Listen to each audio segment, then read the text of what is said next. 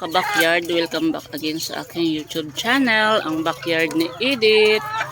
Ayan, tayo ngayon ay nag-harvest ng mga itlog. Tagal kong hindi nakapag-vlog dito sa aking mga itlog mga ka-backyard kasi grabe, busy ang inyong ka-backyard sa garden. Kaya ito ngayon lang ako nakapag-update sa ating manukan. Ayan, grabe oh, ang dami nilang mga itlog. Grabe kasi pagka busy talaga ang life is hindi ko na namamalaya na doon na lang ako nakapokus sa isa. Dito kasi si Dani ang nag-aasikaso at saka ang nag-harvest ng mga itlog is ang aking anak na si Ella. Kaya wala na, hindi ko na hindi na ako nakakapag-update. Ayan. Pero ngayon, nagka-time ako. Kasi ngayon, mga ka-backyard, pagkatapos nitong pagkatapos ng harvest nito, is pupunta kami ng hospital. Kasi merong hospital doon yung tatay ng aking best friend noong high school days ko sa Sait. Dadalawin namin doon mga ka-backyard. Kaya hindi muna ako nag-focus sa mga tanim. Kasi once na nakasimula na naman ako sa garden is halos ayaw kong umalis sa aking ginagawa. Kaya unahin na lang muna namin pumunta ngayon dahil tanghali naman. Nauuna kaming pupunta ng hospital para mamaya focus na naman dito sa ating garden. Kasi malapit ng mga ka-backyard evaluation. Double purpose ang aming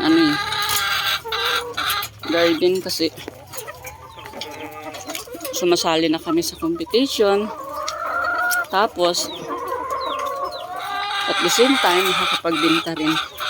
Kaya alam nyo kasi mga ka-backyard, parang na yan, karugtong na ng buhay ko ang pagtatanim-tanim.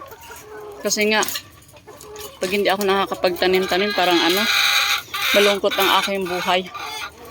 Napakasaya kasi mga ka-backyard pagka meron ka mga nakikitang tanim katulad din itong pag-aalaga nitong mga itlog, mga manok. Nag-i-enjoy ako sa pag-harvest.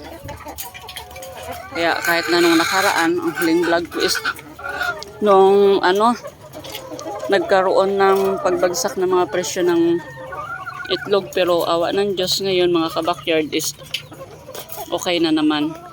Kasi nga magpapasokan na. Nagsimula sa mga private school is nag-start na ang kanilang pasukan.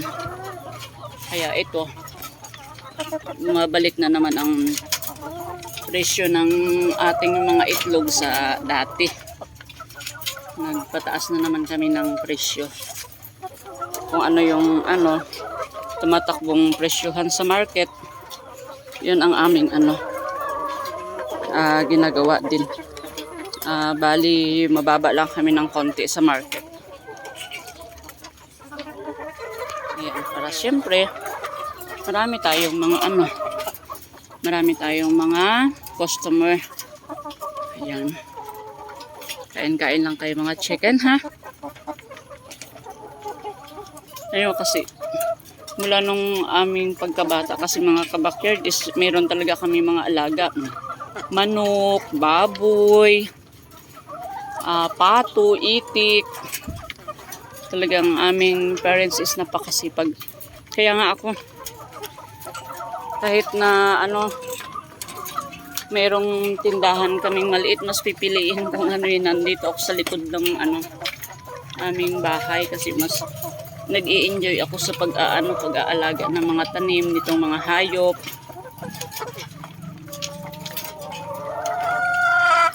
Nakakapag kasi ka-backyard, nakakatanggal ng stress ang ating muntik pang babasag.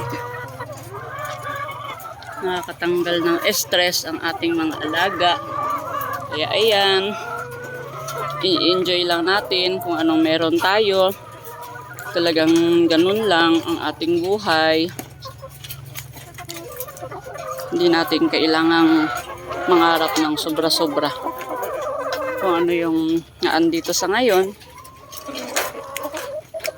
Ito ang aking kasama mag-harvest. Hello! Kaway ka din. Seryoso naman, oh. Meron ko ng pero lang. Kala ko lang. Ano magbili? Ayan. Kaya nagdoble na naman ito dito mga kabakyard. Kasi kahapon, hindi ito na-harvestan. Kaya tingnan nyo, ang mga itlog patong-patong. Ano na to sila? Mag 2 years na. So, malapit na tayong magkalin. Pero nag-i-enjoy pa rin ako kasi marami pa rin silang mga itlog mga kabakyard. Kaya okay lang na patuloy pa ang pag-aalaga sa kanila. Kasi hindi naman ako nag-wholesale talaga na i-retail naman doon sa aming maliit na tindahan. Kaya yan, hanggang dito na lang muna ang ating update.